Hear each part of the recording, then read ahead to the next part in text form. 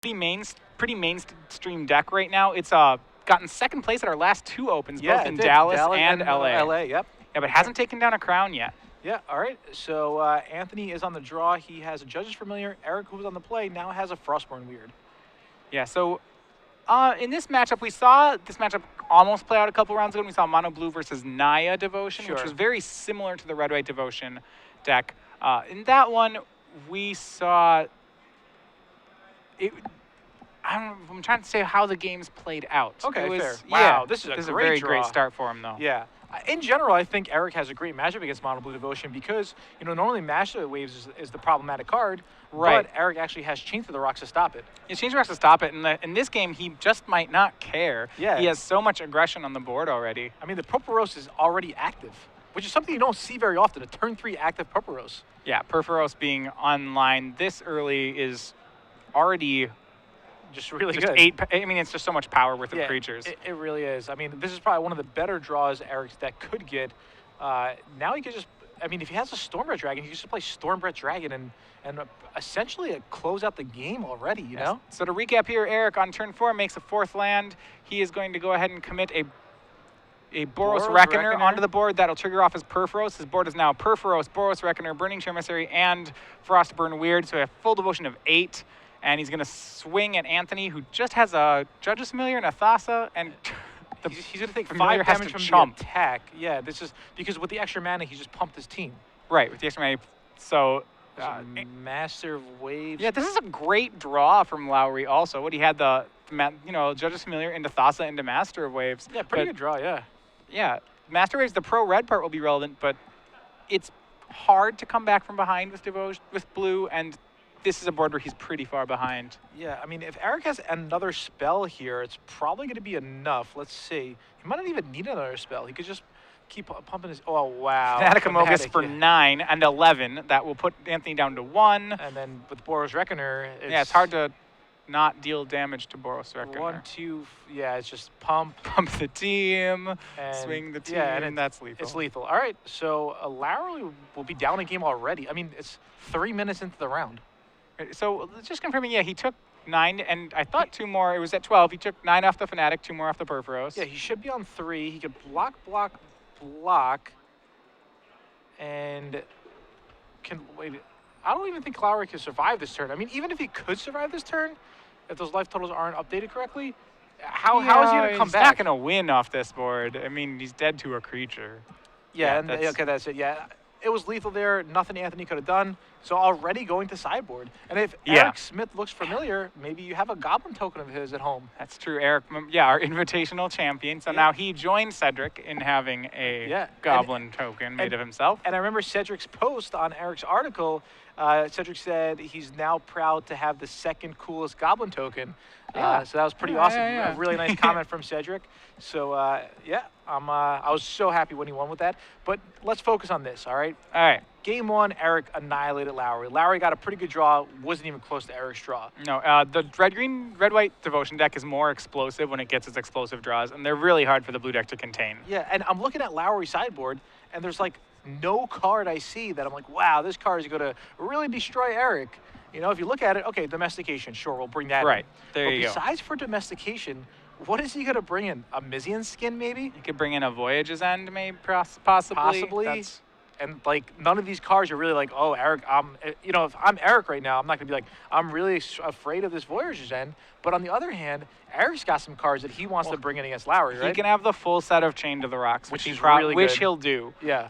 Outside of that, he can board in a Last Breath. It's a little counter to his strategy, but it does deal with a lot of things. It does.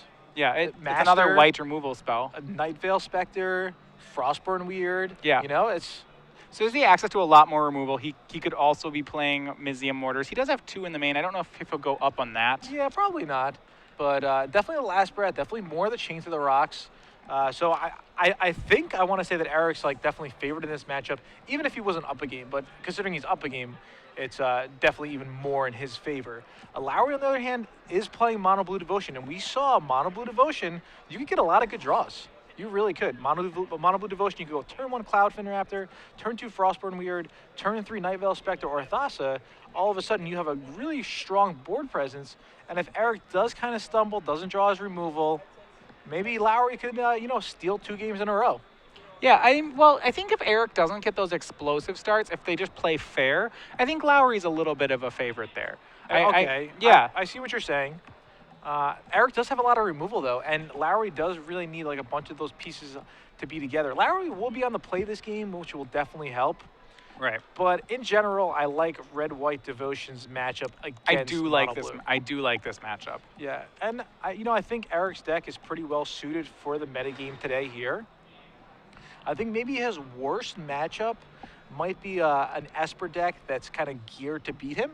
Yeah, well, Esper can be good against it. One of the tougher matchups for the deck also is the Boros deck going the other way, the white aggro deck. Oh, sure. That was really difficult. We saw that play out in the LA finals. Oh, we did, yeah. And, I think it was 2-0, Ben won? Or, yeah, I believe, Lundqvist took it in 2. Yeah, so... But, I mean, Red-White Devotion's a very powerful deck. It really is. And we saw Erik with that great draw game 1.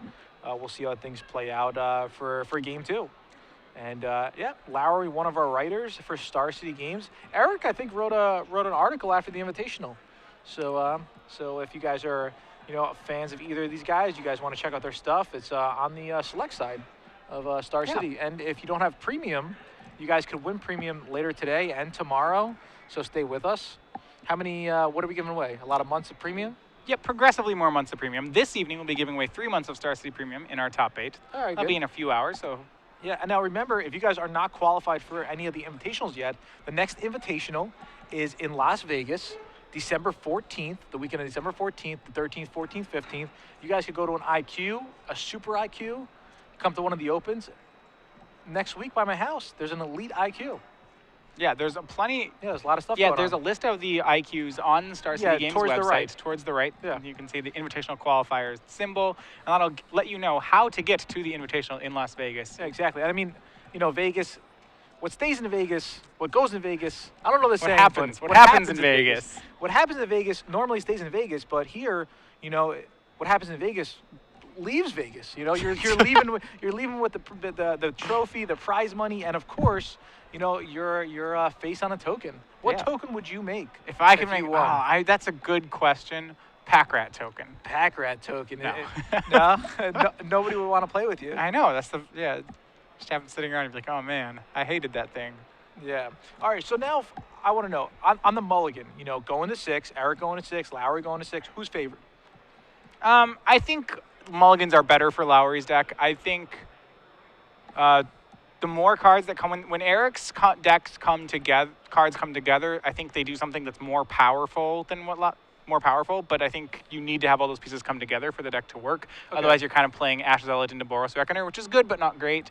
I think the standalone cards that Lowry has, the cards like Thassa, Master, Night Veil Spectre, need less help to be good. Ooh, okay. So Erik's going to 5, it looks like. I believe Lowry's going to keep. I see 3 islands, I think. Yeah, I mean, when you're on 6, you're not going to mulligan a hand with 3 islands. Right. Especially when you mulligan, what you want to see is lands, not spells. Exactly. Yeah. Just any combination of land spell, 2 and 4, 3 and 3, 4 and 2 on the other side. Even 5 and 1. Yeah, as long as the 5 is land. Exactly. Yeah, you're fine. Yeah, you're definitely going to keep there. So, all right. So Erik will be on the draw, and he'll be on 5.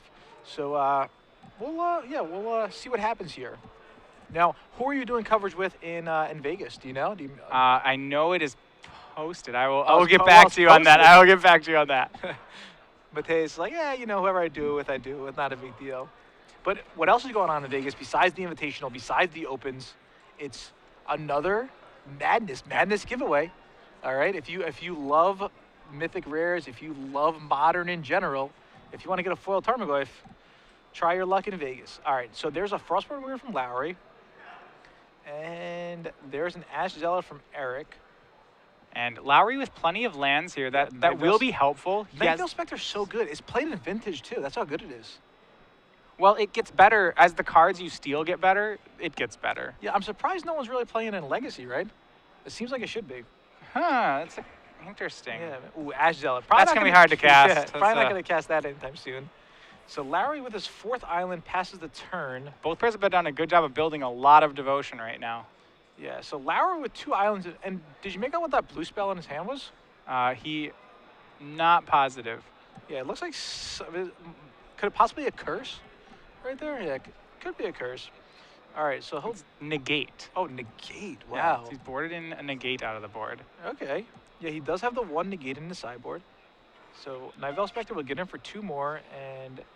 Oh, that's really Nico, good. so now he can cast. Cast He the can cast the Ash. That's actually pretty funny. Yeah, if he does he, I wonder if he notices it. Yeah, I think he just caught on. Yeah, he has a devotion of 2 to red. Exactly. He's gonna go ahead and cast the Ash Salad. I like how we were joking around. Like, yeah, he's gonna cast that, and he actually does. So, all right. Erik draws a chain to the rocks. I think he's got to get rid of that Night Veil Spectre. However, Lowry has that negate. Yeah, a lot of the negate's gonna see full value here. Yeah. Pretty crazy game so far. I think things have been going well for Lowry. He hits the Ash Zealot, then he hits the Shrine, and he has the negate for possibly this chain to the rocks that Erik's going to try to cast this turn. Do you think Erik makes any attack here first, just with the Reckoner? Yeah, seems like a double block probably happen here, right? It gives a first strike. So yeah, it gives it first. Yeah, the double block here. So 2 will go on this. Well, hold on. He Yeah, can. No, this no, is he bad. shouldn't. This is bad. Yeah, this if is really Anthony bad. can't make this block, Yeah. if Erik gives Boros Reckoner first First strike, strike. then Boros Reckoner will first strike 3 onto Frostburn Weird. It'll take 2 off Ash Zealot and then deal 2 more to Frostburn Weird, and it'll just eat the Weird. Yeah, I think Lowry's like actually thinking about this. He has both in his hand. He's like, wait a minute, is this going to work in my favor or not in my favor? Combat math with Boros Reckoner is hard. Yeah, it really is. I don't know. All right, I think he's gonna do it. So basically, the Reckoner is just going to live. The Reckoner's just gonna eat the Frostburn Weird. Yeah, the first one is just going to hit the bin, and there's nothing Lowry could do about it except not double block. Yeah, this is the same as chumping with Frostburn Weird. Yeah. So 2 of the first strike damage will go there. So first strike 3, 1. Yeah. So Anthony does not want to make this block here. I don't think. All right, it looks like he figured it out and said take 3. Yeah, After okay. a long time. So he takes it. And, We got there. oh, there's a Fanatic. Well, the race that had used to be close is no longer close. Anthony will drop to 8 off this Fanatic of Mogus. And is Erik going to hold the chain to the rocks there? I feel like he should go for it on a Night Veil Spectre now. Like, what else is he worried about? A Master? Yeah, a Master. He's just like, Master's too bad. I can't have this. Night Veil Spectre's not actually winning Anthony the game right now. No. Yeah, All right, hang well- on to it. Let him take your cards. All right. What's he gonna do? So there's another island from Lowry. Well, getting a little flooded here now. Yeah, definitely a bit flooded for Lowry. He's going to really need to hit something good here. Things were going pretty well for Yeah, him. I would think this game it looked really good for Lowry. I thought the early game played out really nicely Okay. for him. I think he's hit a little too many lands right now, and Yeah. it's catching up to him. Yeah, it really is. Again, the blue deck doesn't really have a big spell besides for Cyclonic Rift. Yeah, Cyclonic Rift has a lot of Thassa and Mutavault activations. Lowry doesn't attack with Night Veil Spectre?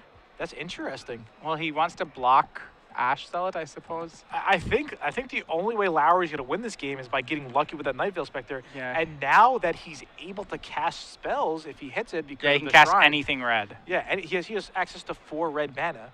I feel that Lowry just needed to take that chance. Lowry's hand is negate and all islands. Yeah. Because you don't want to trade away your Night Veil Spectre. Your Night Veil Spectre is pretty much your only source to come out of this game. You know, right now he has no good answer for the Boros Reckoner, so that'll put him down to 5.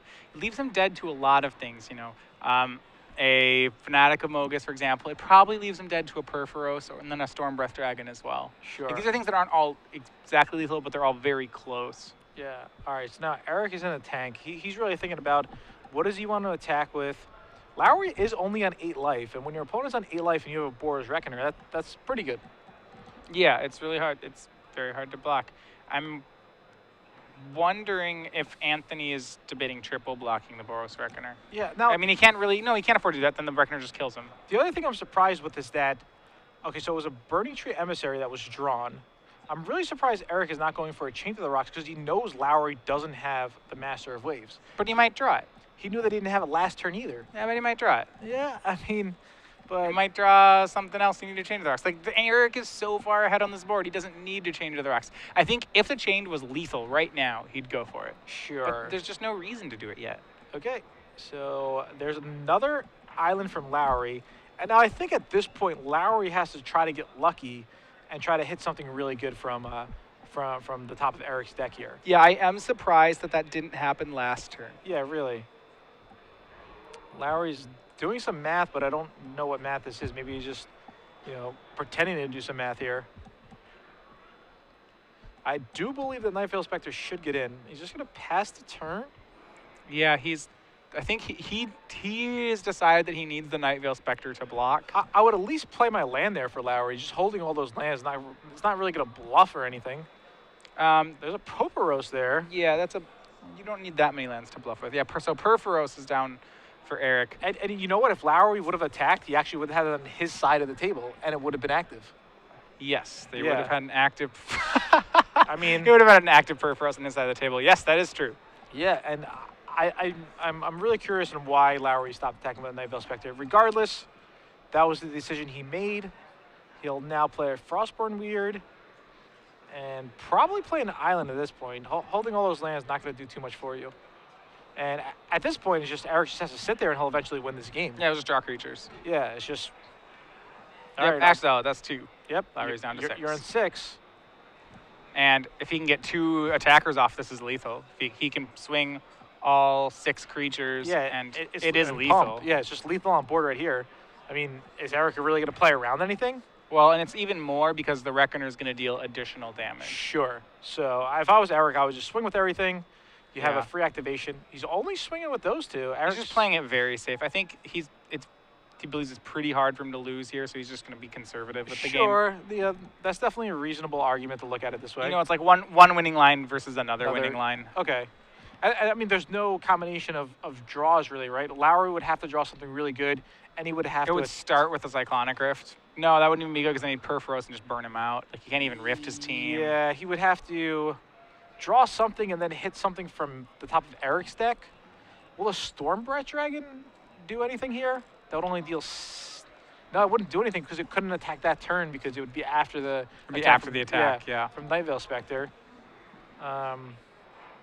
So I think Lowry might be seeing the end of this tournament for him. He is 5-1, so a loss here would push him down to 5-2. Unlikely for him to make top 8 with an 8-2 record.